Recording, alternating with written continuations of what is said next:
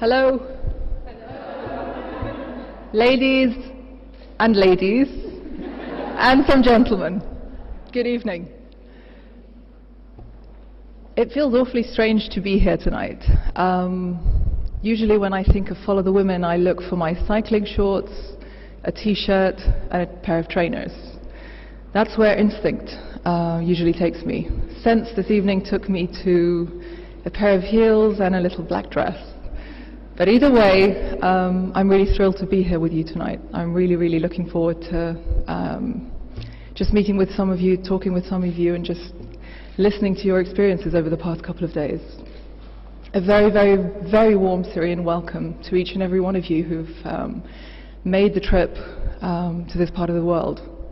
223 remarkable women, 25 countries, 5 continents. By the time you ladies go home, you would have cycled over 350 kilometers. Wow. I think, yes, the instinct is for everyone to give themselves an applause. So I will start by saying just well done.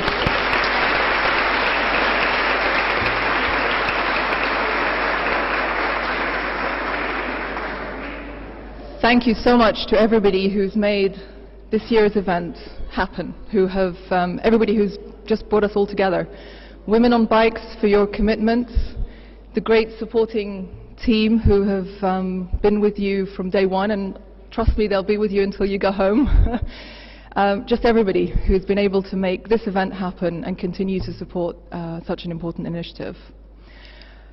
I want to highlight a few more less optimistic numbers. I'm an investment banker by previous profession, by the way, so numbers for me are like milk to a baby. It's just something I'm familiar with. There are over 2 million refugees living in Syria today. 1.4 million Iraqis, over 500,000 Palestinians. That's in Syria alone. 4,000 innocent lives have been killed in the first 4 months of 2008. Mostly women and children, all completely innocent.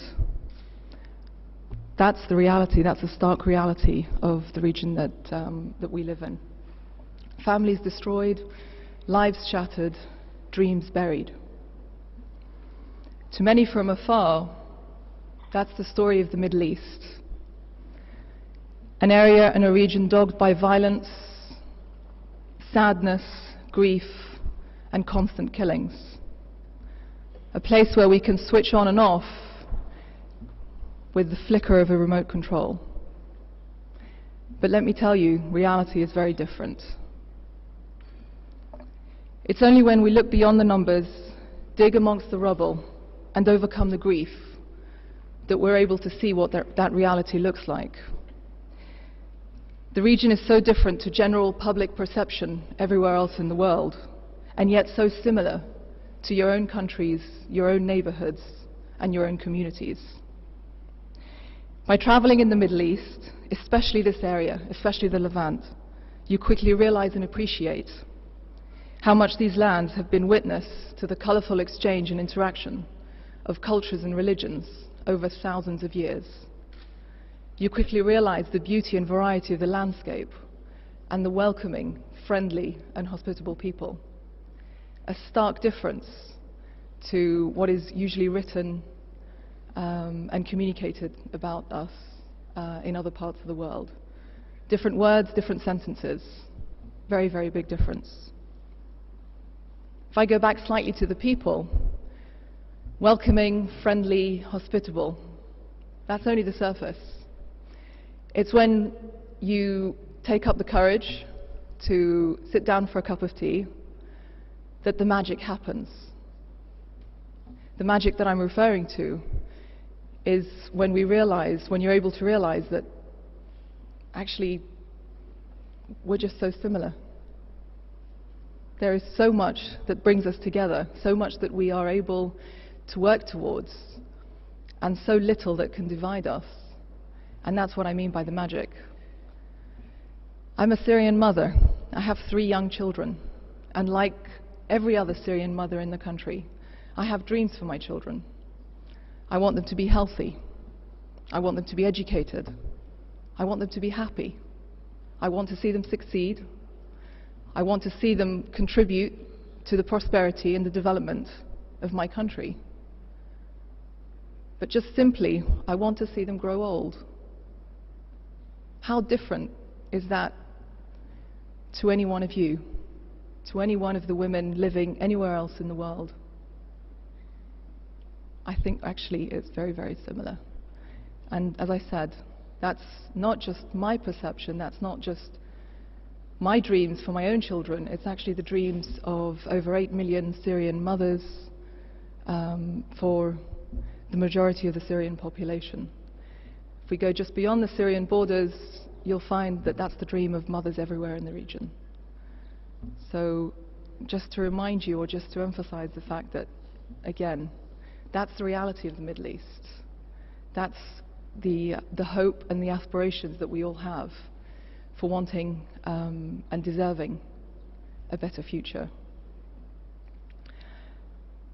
I often get asked, why do you participate in Follow the Women? Why do you support Follow the Women? People probably think because I'm good on a bike. Maybe, but it's not the real reason.